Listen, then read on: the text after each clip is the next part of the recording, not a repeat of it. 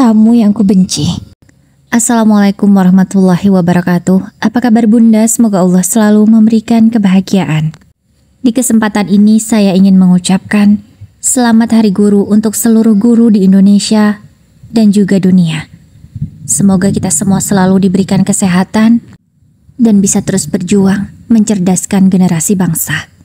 Tetap sabar dan ikhlas di setiap menjalani profesi kita ya Bun. Selalu semangat dan tersenyum. Ibu beli sarung bantal baru ya? Tanyaku dengan lembut ke mertuaku. Enggak, ini sudah lama kok. Baru ibu mau pasang saja, karena yang ngasih ini mau datang. Jawab mertuaku. Aku mengerutkan kening. Aku bingung siapa yang sebenarnya ibu mertuaku maksud. Emang siapa yang ngasih Bu? Kok sudah lama ada tapi nggak dipakai-pakai? Spesial banget ya tamunya. Tanyaku lagi. Iya dong, spesial banget. Dia itu paham banget selera ibu. Contohnya kayak sarung bantal sofa ini. Motif yang dipilihkan sesuai dengan kegemaran ibu. Gimana? Motif mawar merahnya cantik banget kan? Tanya mertuaku sembari memperlihatkan satu buah sarung bantal yang sudah berhasil ia pasang. Aku pun mengangguk setuju dengan mertuaku bahwa motif sarung bantal itu memang sangat cantik. Emang siapa sih Bu yang ngasih? Tanyaku lagi masih penasaran. Itu loh, temannya Ridwan. Nabila namanya. Dia sudah lama tidak main ke sini. Ini dia mau ke sini lagi. Makanya ibu ingin menyambutnya. Dia pasti senang kalau sarung bantal yang dia berikan ibu pakai. Ibu juga sangat rindu dengan Nabila. Oh ya Raya, besok kamu bantu ibu masak ya? Ucapnya lagi. Jadi kita mau masak-masak juga Bu? Tanyaku. Ya iyalah Raya, kan mau ada tamu. Masa tidak dimasakin sih? Tamunya lumayan jauh loh. Ya harus disambut dengan baik lah. Ucap mertuaku seperti tidak terima dengan pertanyaanku barusan. Sebenarnya siapa sih Nabila itu? Kenapa ibu begitu antusias untuk mempersiapkan menyambut kedatangannya? Seperti tamu penting saja, batinku. Tapi sebagai menantu aku hanya bisa menurut, tak berani membantah. Kenapa suamimu belum pulang? Apa lembur lagi dia? Tanya mertuaku, karena beliau melihatku sedari tadi mondar-mandir di teras, menunggu kepulangan Mas Ridwan. Iya Bu, Mas Ridwan tadi memang WA katanya lembur malam ini. Aku khawatir Bu. Jadi aku menunggunya di sini, jawabku. Ya sudah kalau begitu, ibu mau tidur ya, ibu ngantuk. Ucap ibu mertuaku, kemudian beliau berjalan menuju kamarnya. Aku masih setia menunggu kepulangan Mas Ridwan. Aku mondar-mandir dengan cemas, karena sudah jam 9 malam suamiku itu belum pulang. Hingga kurang lebih 15 menit aku menunggu Mas Ridwan pulang. Mobilnya sudah memasuki halaman rumah kami. Hatiku sangat lega sekali. Aku langsung membukakan pintu mobilnya. Aku menyambut suamiku itu. Membawakan tasnya, mencium tangannya. Tak lupa, jasnya juga sudah kubawakan. Mas, kamu kok malam banget pulangnya? Tanya aku ke Mas Ridwan. Iya, tadi soalnya lama banget meetingnya. Jawab suamiku dengan nada yang terdengar gugup. Aku tidak tahu kenapa dia gugup menjawabnya. Seharusnya kalau tidak apa-apa kan bisa biasa saja jawabnya. Tapi bukan hanya itu yang membuatku aneh. Mas Ridwan begitu ceria. Bukan seperti habis lembur. Seharusnya kalau memang lembur, pasti mukanya kelelahan. Tapi ini tidak. Mas Ridwan terlihat sangat sumringah. Seolah-olah seperti orang yang sedang jatuh cinta saja. Kamu lagi menangin tender ya Mas? Kok kelihatannya bahagia banget? Tanyaku penasaran. Enggak lah, tadi cuma lembur biasa kok. Dan aku ceria begini karena tadi Nabila hebat banget. Ucap Mas Ridwan yang tiba-tiba berhenti bicara. Hebat gimana Mas? Emang kamu satu kantor dengan Nabila? Tanyaku. Bukan gitu maksud aku. Jadi gini, di kantor ada temanku yang bernama Nabila. Dia tadi presentasinya sangat hebat. Makanya aku ceria. Karena kalau dia bagus begitu, perusahaan kita bisa memenangkan tender. Jawabnya beralasan. Ekspresi wajah Mas Ridwan pun sangat gugup. Aku bisa melihat dari sorot matanya dan gerak-gerik tubuhnya yang mencurigakan. Padahal, aku tidak tahu Nabila itu siapa dan ada hubungan apa di antara mereka. Tapi Mas Ridwan malah menjawab demikian. Padahal aku belum mengatakan Nabila siapa yang aku maksud. Tapi Mas Ridwan langsung menjawabnya dengan sangat meyakinkan. Aku menjadi semakin curiga. Tapi aku berusaha menutupi kecurigaanku itu dengan sikap yang biasa saja. Seolah-olah tidak terjadi apa-apa. Mas, tadi ibu habis ganti sarung bantal sofa ini. Katanya mau ada tamu spesial, namanya Nabila. Kata ibu Nabila itu teman lama kamu, bener ya? Tanyaku. Mas Ridwan terlihat kaget. Ia untuk beberapa saat diam. Kemudian menyadari sesuatu. Oh iya, Nabila itu memang teman lamaku. Dia bilang mau ke sini. Aku sudah sampaikan ke ibu. Maaf, aku lupa ngomong sama kamu sayang. Kata Mas Ridwan dengan gugup. Aku tidak tahu kenapa suamiku segugup ini. Padahal laki-laki yang sudah menikahiku selama belasan tahun itu selalu terlihat cool dan tenang. Tapi kali ini kegugupannya tidak bisa ditutupi lagi. Oh gitu ya Mas. Jadi kapan dia mau datang? Tanyaku. Besok malam. Jawabnya dengan nada yang masih sama. Dia masih gugup. Oh gitu ya. Ya sudahlah Mas. Aku akan bantu ibu menyiapkan makanan untuk menyambutnya. Sepertinya tamu itu sangat spesial sekali ya untuk kamu dan ibu. Ucapku menyindir. Enggak kok, biasa aja. Jawab Mas Ridwan cepat. Yakin? Tanyaku. Aku berusaha mencari kejujuran dan kebenaran dari mata Mas Ridwan. Tapi aku tetap saja melihat kebohongan di sana. Ya sudah Mas, kamu cepatlah mandi dan beristirahat, ini sudah malam. Mas Ridwan menjawab hanya dengan mengangguk, kemudian masuk ke dalam kamar kami. Aku meletakkan tas kerja dan juga jas ke tempatnya masing-masing. Mas, aku pinjam ponselmu ya. Ucapku sembari mengambil ponsel Mas Ridwan yang tergeletak di atas meja. Untuk apa? Tanyanya. Ya mau pinjam saja. Aku sudah lama tidak memakai ponselmu Mas. Jawabku. Sebentar ya. Mas Ridwan dengan cepat mengambil ponsel itu, lalu entah mengotak-atik apa. Kemudian memberikannya padaku. Aku sengaja langsung mematikan ponsel itu dan beralasan kalau tidak sengaja kepencet. Loh, kok pola yang biasanya salah Mas? Kamu ganti pola ponselmu ya? Tanyaku menyelidik. Karena dari dulu pola kami selalu sama. Tapi tiba-tiba ini berubah dan aku tidak diberitahu. Iya, sini aku bukain. Jawabnya, kemudian langsung mengambil ponsel itu dari tanganku. Apa Mas polanya? Kok aku gak dikasih tahu? Tanyaku. Ini sudah terbuka. Silakan kalau kamu mau pakai. Aku mandi dulu ya. Mas Ridwan tidak mau menjawab pertanyaanku. Dia langsung masuk ke dalam kamar mandi. Benar-benar mencurigakan. Ada apa sebenarnya suamiku begini? Apa dia sedang menyembunyikan sesuatu ya? Layaknya seorang intel, aku langsung memeriksa semua isi ponsel Mas Ridwan. Semua aplikasi yang ada di sana aku buka satu persatu. Terutama aplikasi chat. Aku menyelidiki apakah ada pesan yang mencurigakan atau tidak. Aku juga melihat tutorial. Bagaimana cara mengekspor chat yang sudah dihapus. Setelah mendapatkan caranya, aku langsung mempraktekannya. Dan benar. Ada satu kontak yang chatnya sudah dihapus. Aku langsung mengirimkan chat itu ke ponselku. Betapa kagetnya aku. Karena isi chat itu bukan chat biasa. Bahasa yang digunakan begitu mesra.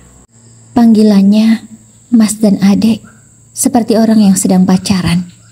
Sesekali juga memanggil sayang. Dan nama kontak itu kalian tahu siapa? Nabila. Iya, nama kontak itu Nabila. Aku yakin Nabila yang ini pasti sama dengan Nabila yang dimaksud oleh ibu. Aku langsung teringat dengan ucapan Mas Ridwan tadi. Dia bilang Nabila hebat. Hebat dalam hal apa? Pikirku bertanya-tanya. Dari chat itu aku jadi tahu ternyata mereka tadi habis bertemu. Jadi benar kan? Dia habis bertemu dengan Nabila, bukan meeting. Terima kasih Mas atas kebohongannya, ucapku dalam hati. Aku segera menyudahi meminjam ponsel Mas Ridwan. Kumatikan lalu kuletakkan di atas meja riasku. Kemudian aku beranjak untuk menyiapkan pakaian ganti untuk Mas Ridwan. Ini Mas bajunya, ucapku lembut. Iya, aku berusaha berpura-pura tidak tahu apa-apa. Padahal dari situ semua sudah jelas. Kalau suamiku sedang menyembunyikan sesuatu dan berbohong padaku. Mas, aku mau ngomong boleh? Ucapku. Mau ngomong apa? Ngomong aja, jawab Mas Ridwan. Aku boleh kerja lagi kan Mas? Soalnya aku suntuk di rumah. Anak-anak juga sudah besar kan? Jadi menurutku tidak masalah kalau aku berkarir lagi. Mas Ridwan terlihat sangat panik. Kemudian segera menyelesaikan berganti pakaian dan duduk di sampingku. Kamu beneran mau kerja? Kok tiba-tiba gini sih? Tanyanya. Iya Mas. Aku sudah pikirkan ini sejak lama sebenarnya. Tapi baru sekarang aku berani bicara sama kamu. Karena setelah aku pikir-pikir, tidak ada salahnya kalau aku kerja. Lumayan kan untuk tambah-tambah pemasukan rumah tangga kita. Anak-anak kan juga butuh biaya Mas lebih banyak tentunya untuk pendidikan mereka. Kamu tahulah, anak pertama kita sudah kelas 3 SMP, sebentar lagi di SMA. Gak lama lagi kuliah, itu kan biaya banyak semua Mas, ucapku menjelaskan. Iya sih, aku tahu. Iya, aku sadar. Gajiku memang cuma 15 juta per bulan. Tapi emangnya gak bisa diatur apa? Dan kita bisa menabungkan dari gajiku itu. Kamu gak usah kerja. Mungkin kita bisa mengurangi pengeluaran yang lain, ucap Mas Ridwan. Gak bisa Mas. Pengeluaran yang selama ini sudah aku catat setiap bulan sudah pas. Tidak boleh dikurangi sedikit pun. Apalagi untuk ibu. Gak boleh Mas dikurangi. Gimana kalau ibu kekurangan satu obat saja? Penyakit ibu bisa kumat dan malah membahayakan ibu. Kasihankan ibu kalau kesakitan, jawabku. Mas Ridwan langsung menghembuskan nafasnya kasar. Dia terlihat gusar sekali. Aku tidak tahu kenapa dia begitu. Kalau kamu kerja, terus siapa yang ngurusin ibu dan anak-anak? Tanyanya lagi. Aku sudah punya rencana Mas, sudah kupikirkan matang-matang. Aku akan sewa asisten rumah tangga untuk membantuku, jawabku. Loh, dari mana uangnya? Kalau hasil kerjamu nanti gak banyak, malah cuma habis untuk bayar asisten rumah tangga. Lebih baik kamu yang urus sendiri, kata Mas Ridwan. Kamu tenang aja Mas, aku sudah dapat kerjaannya kok. Tinggal kapan aku mau masuk. Aku juga sudah tahu berapa gajinya. Jadi sangat cukup dan bahkan sisa banyak kalau hanya untuk membayar asisten rumah tangga, jawabku dengan sangat yakin. Emang kerja apa? Tanyanya. Di perusahaanku yang dulu Mas, mereka sedang butuh staf. Dan bosku itu tahu kan bagaimana kinerjaku dulu. Jadi tanpa ragu, ia menerimaku sesuai rekomendasi dari sahabatku Mila. Kamu ingat Mila kan Mas? Sahabatku itu? Tanyaku. Iya, aku ingat. Aku ingat Mila. Yang menjadi janda gara-gara dia sibuk kerja kan? Tanya Mas Ridwan. Iya, tapi itu tidak sepenuhnya kesalahan Mila Mas. Suaminya saja yang gatal. Seandainya dia mau bersyukur punya istri seperti Mila, wanita karir yang sukses. Dan suaminya kalau bisa menjaga pandangan pasti tidak akan terjadi seperti ini, ucapku membela sahabatku. Mila memang gagal dalam membina rumah tangga, tapi aku tahu itu bukan sepenuhnya kesalahan dia. Dia memang wanita karir yang hebat. Dan dulu memang dia sibuk. Tapi ia masih menyisakan waktu kok untuk keluarga dan suaminya. Dasar suaminya saja yang tidak bersyukur. Dia malah selingkuh dengan wanita lain dengan alasan Mila terlalu sibuk.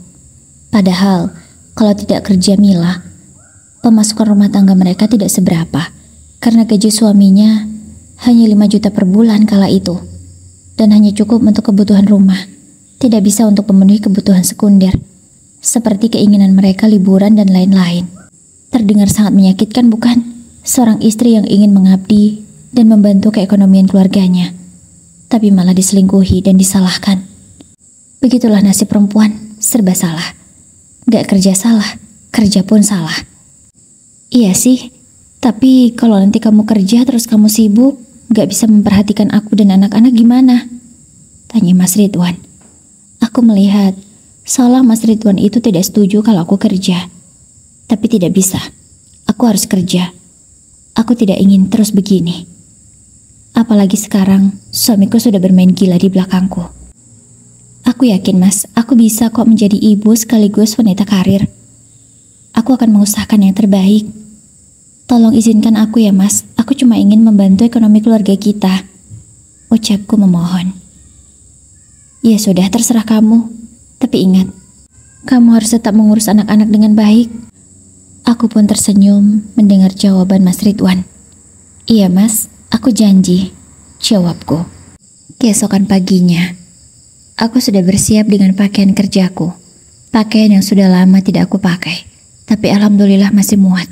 Karena memang aku selalu menjaga penampilan. Walau umurku tak muda lagi, tapi badanku masih ideal. Meskipun wajah ini sudah sedikit keriput. Tapi tak lupa aku selalu perawatan. Meskipun dengan produk yang harganya murah. Kamu beda banget hari ini, tanya Mas Ridwan ketika melihatku. Iya, mama cantik banget. Cantik sekali, puji kedua anakku. Loh, kamu mau kemana Raya? Mau kerja? Tanya ibu mertuaku yang memang belum tahu.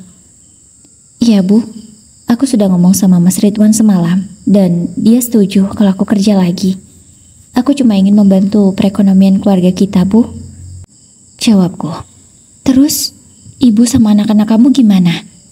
Tanya mertuaku lagi. Ibu tenang saja, akan ada satu orang asisten rumah tangga yang akan membantu ibu di rumah. Dia juga akan menemani ibu. Tapi ibu tenang, asisten rumah tangga ini sudah berkompeten. Pengalamannya sudah bertahun-tahun di bidangnya. Jadi ibu gak usah khawatir ya. Aku sudah memilih yang terbaik. Aku berkata berusaha meyakinkan mertuaku agar beliau tidak usah khawatir. Tapi ibu takut dia tidak becus, kata mertuaku merasa khawatir. Ibu tenang saja, dia sudah berpengalaman, dia sudah punya sertifikat. Dia itu bukan asisten rumah tangga abal-abal bu, dia berlisensi, ibu tidak perlu khawatir. Ucapku berusaha meyakinkan. Iya, memang sudah sejak lama aku mencari asisten yang berkompeten. Karena aku tidak mau asisten rumah tanggaku itu salah dalam merawat mertuaku yang perlu perawatan khusus. Hampir 1 bulan pencarianku dan akhirnya dapat. Karena aku memang sudah memikirkan semua ini matang-matang. Makanya, aku sudah se-prepare ini. Dan benar kan? Di waktu yang tepat, hal ini akhirnya aku lakukan juga.